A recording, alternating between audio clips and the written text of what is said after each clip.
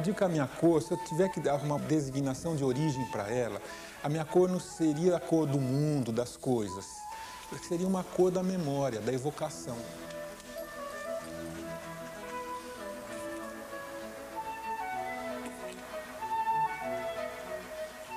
É uma cor meio sonhada, porque eu já penso nela, já fico imaginando. É uma cor fugidia, vamos dizer assim.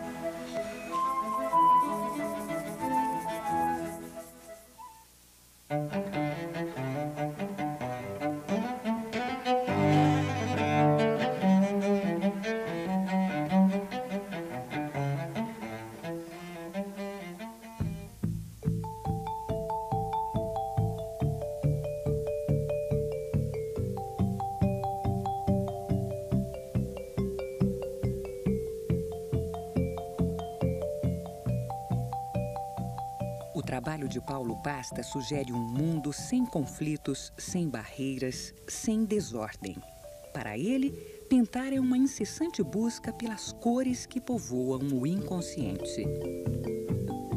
Eu procuro controlar tudo, entendeu? Deixar tudo perfeito. Talvez a beleza seja uma vontade disso para mim, né?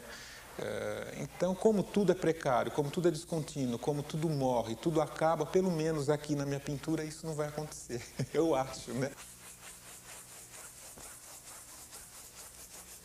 Em cada pincelada, a procura de equilíbrio.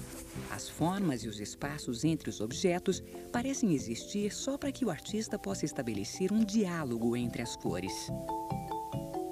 Tem pintores que passam de uma cor para outra com uma linha reta, quer dizer, acaba a cor aqui, né, uma coisa empírica, virtual, passa para outra. Então eu tento colocar as cores, vamos dizer assim, no mesmo grau de intensidade. Quer dizer, criar diferença, mas uma diferença mais pacífica, vamos dizer assim, onde elas possam estar convivendo sem brigar.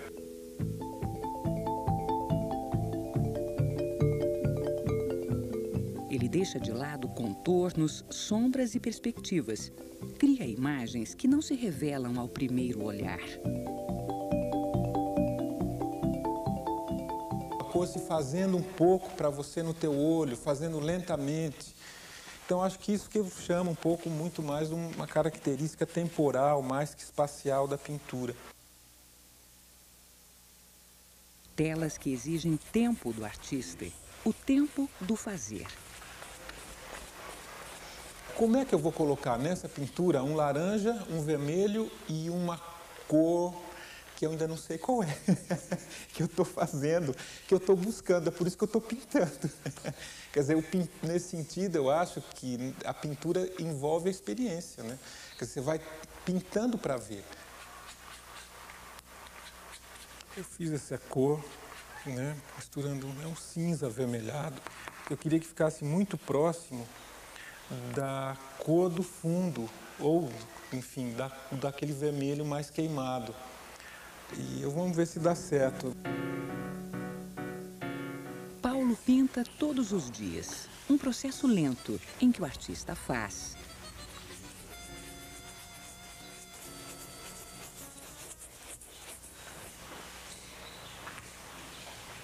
Eu acho que ela está muito clara, ela precisa de mais preto. Desfaz, sem pressa.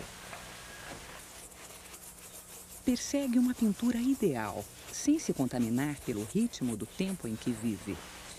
Eu fico olhando uma fruta, ela vai atingindo o ponto máximo de cor dela, de saturação de cor, quando ela está chegando no limite da cor, do sabor, da beleza. No dia seguinte ela apodrece. Quer dizer, eu tento fazer com a cor a mesma coisa, quer dizer, eu vou saturando, eu vou dando mãos de tinta, levando ela ao máximo, até ela chegar no limite. E estar atento a perceber esse limite, porque algo a mais já vai fazer também ela desaparecer, ela passar, ela apodrecer.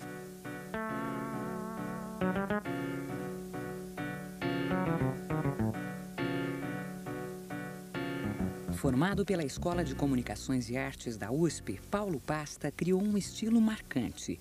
Já é consagrado como o artista da cor. Participou da Bienal Internacional de São Paulo em 94, tem telas no acervo dos principais museus brasileiros e já expôs em vários países. Um dos aspectos característicos da obra do Paulo Pasta é o fato também de ele não utilizar cores puras. Isso também reflete, vamos dizer assim, quase uma escolha e uma estilística muito precisa, no sentido que o Paulo confere à cor, vamos dizer assim, quase uma experiência, uma cor gastada, uma cor que sofre a vivência, sofre, vamos dizer assim, as intempéries do presente.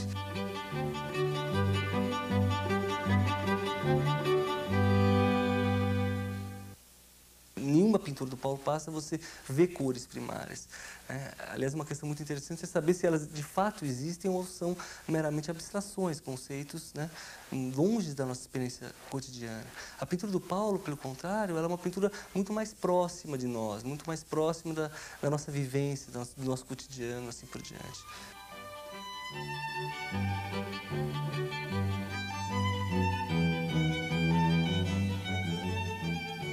Eu preciso ter coisas para pintar justamente para não pintar as coisas. Quer dizer, o que sobra é um pouco ruído do mundo.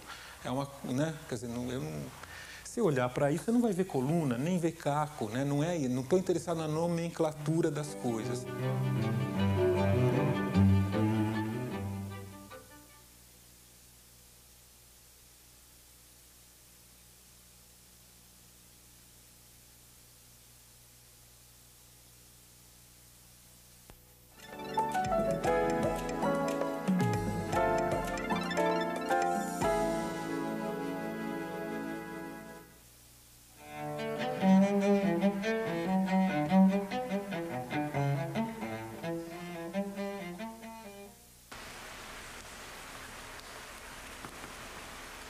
Eu vou fazer um cinza, porque o vermelho que eu quero agora é um vermelho feito com cinza, quer dizer, seria um cinza avermelhado.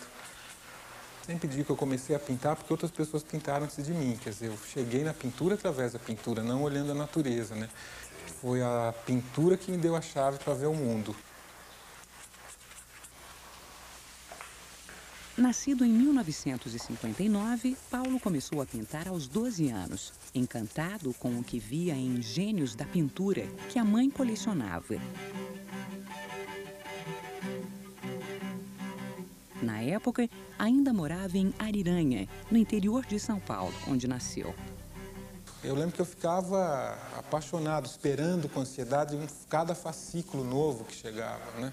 Cada semana um fascículo, então aquilo era uma espera, era uma angústia, uma relação de apaixonado, né? De paixão. E eu falei, pronto, é isso. O primeiro que me chamou a atenção foi o Matisse. Eu tive ali uma espécie de uma revelação. Em seguida veio o Monet, que eu achei a coisa mais bonita que eu vi, que eu já tinha visto na vida.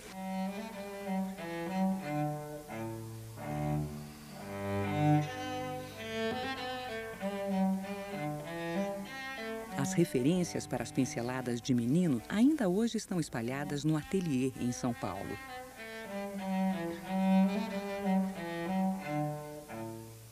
Influências que já não aparecem em seu trabalho. Paulo preferiu levar outros conceitos para as telas quando se profissionalizou, na década de 80. Eu já estava muito influenciado pela pintura metafísica italiana, principalmente Morandi, o De Chirico, né, o Carrà.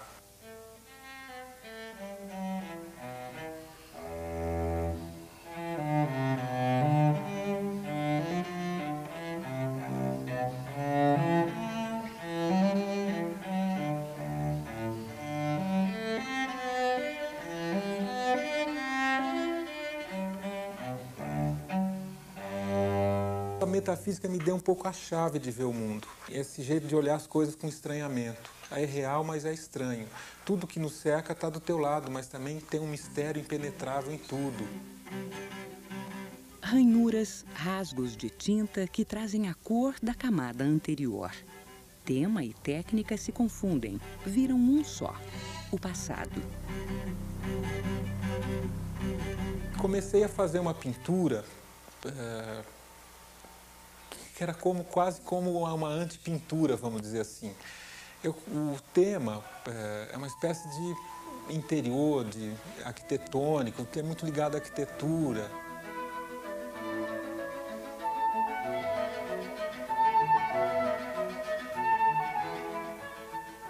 Eu raspava com espátula, com cabo do pincel, com prego, e o quadro vinha vindo. Então fica muito mais o rastro de uma pintura do que a própria pintura. Um crítico, Alberto Tassinari, falou uma coisa bonita que eu concordo, que ele diz que parecem signos da cultura universal riscados sobre uma carteira de escola.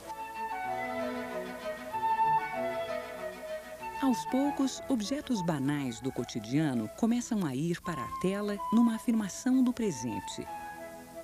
Passei a pintar não mais retirando tinta, né? Não mais fazendo uma alusão tão direta a esse passado remoto das coisas e da pintura, mas afirmando mais, podendo, né, falar com a tinta, com outra camada de tinta, com as diferenças de pinceladas e já tentando colocar diferenças de cor, que é uma dificuldade muito grande minha.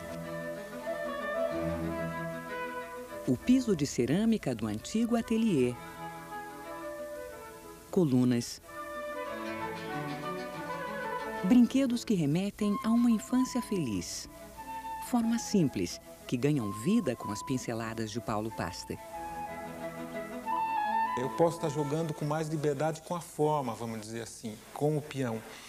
Mas, ao mesmo tempo, é engraçado, né, que quando eu sobrepus 2 peões, quando eu coloquei 2 peões lado a lado, a forma entre os peões me agradou mais, que é isso aqui, né? Aí eu tenho um amigo, Nuno, que brincou também, que eu fui procurar peão, acabei encontrando ampulheta, né? Que eu fui buscar a infância, acabei encontrando o tempo.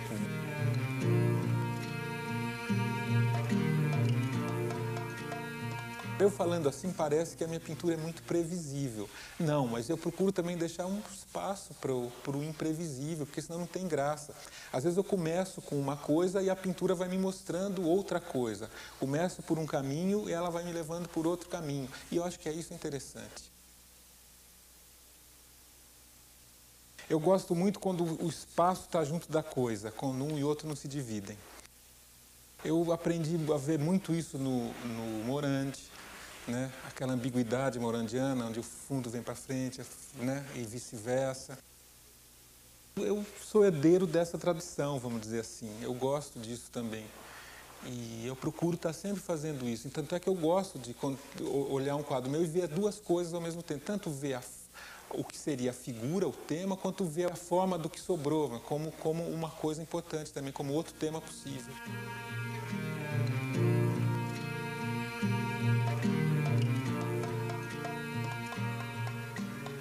Outra coisa que eu acho que a minha pintura tem é que ela ilude com uma espécie de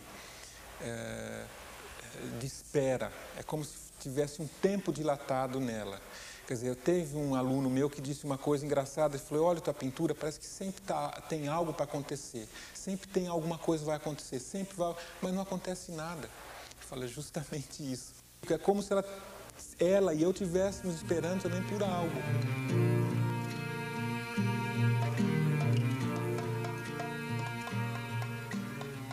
Porque minha cor é um pouco uma cor escondida, né? Sempre a cor vem do fundo, é um pouco escondida, um pouco velada. E eu acho que a cera faz parte desse processo, né? A cera é um elemento que eu encontrei que me ajuda muito nisso.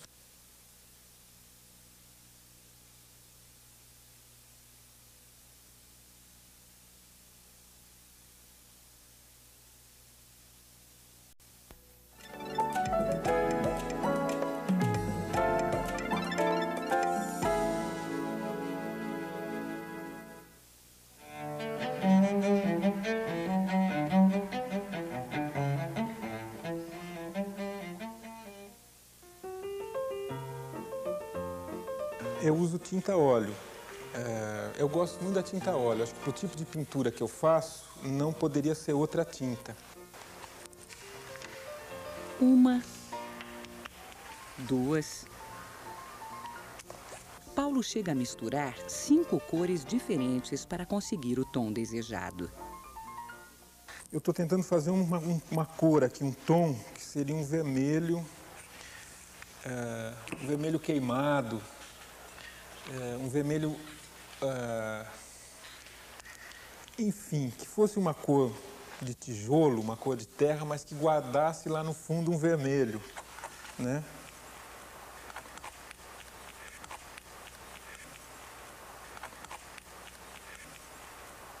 A tinta óleo vai mantendo um pouco a integridade de cada cor, vai mantendo essa mistura. A tinta acrílica não aguentaria. A acrílica é uma tinta mais plástica, né? O Amilcar de Castro diz assim, ele usa o ferro porque o ferro tem caráter, ele não usa alumínio porque o alumínio não tem caráter.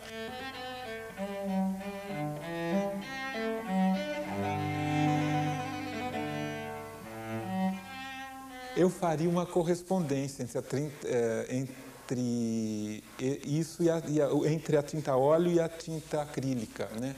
Quer dizer, acho que o acrílico também é uma tinta sem caráter.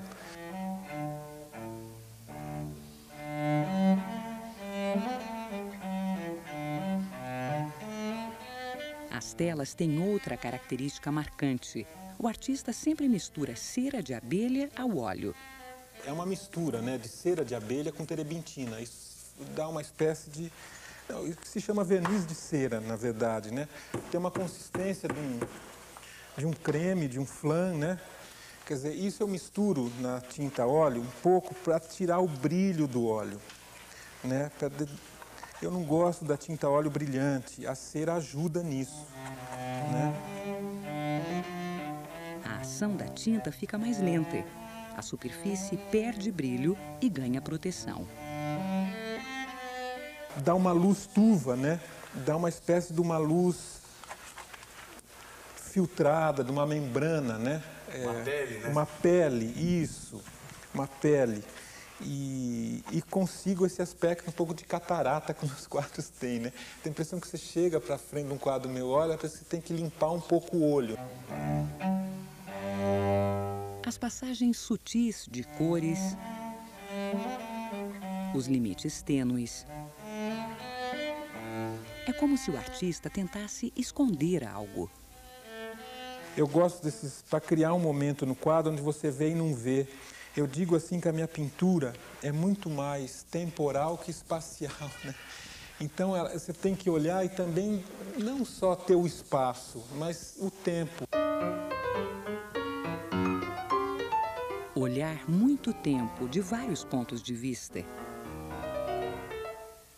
É preciso descobrir a pintura de Paulo Pasta. Eu gosto de estar olhando de longe, eu gosto desse espaço. Eu gosto de estar pensando. Às vezes eu dou uma pincelada e fico cansado. Porque nessa pincelada eu projeto tudo.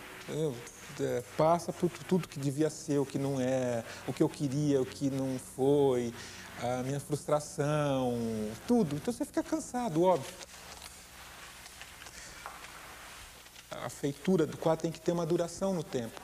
Para ele também ir somando e condensando esses vários estados meus.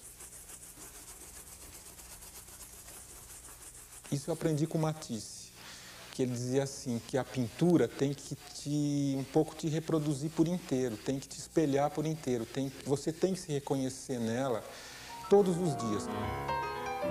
Disciplinado, vai anotando as formas em cadernos.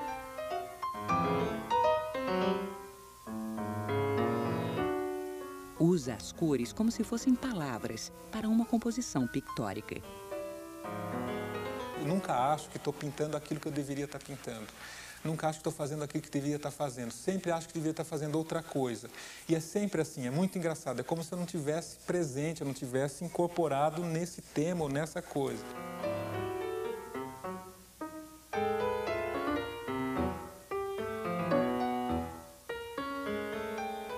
Eu tenho uma ligação muito grande com a memória, com o passado, com a espessura das coisas, com o tempo do amadurecimento das coisas, com a experiência. E quem me dá isso, acho que talvez quem me dá isso de uma maneira muito mais presente é a literatura, não é a pintura.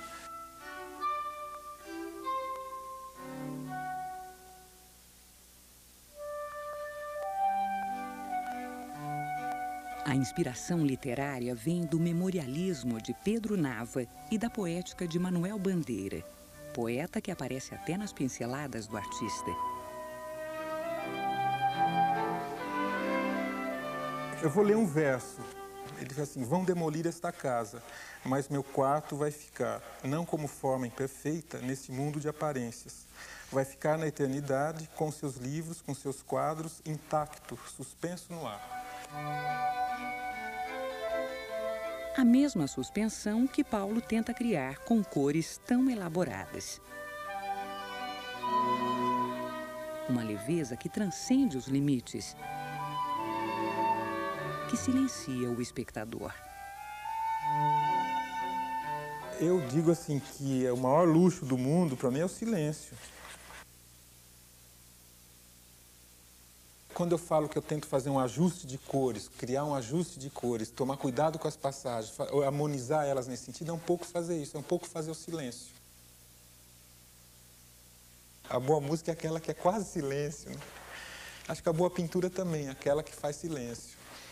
Quer dizer, o Amilcar me falou uma coisa bonita um dia, olhando minha pintura, o Amilcar de Castro, ele diz assim, o silêncio é a moradia da cor.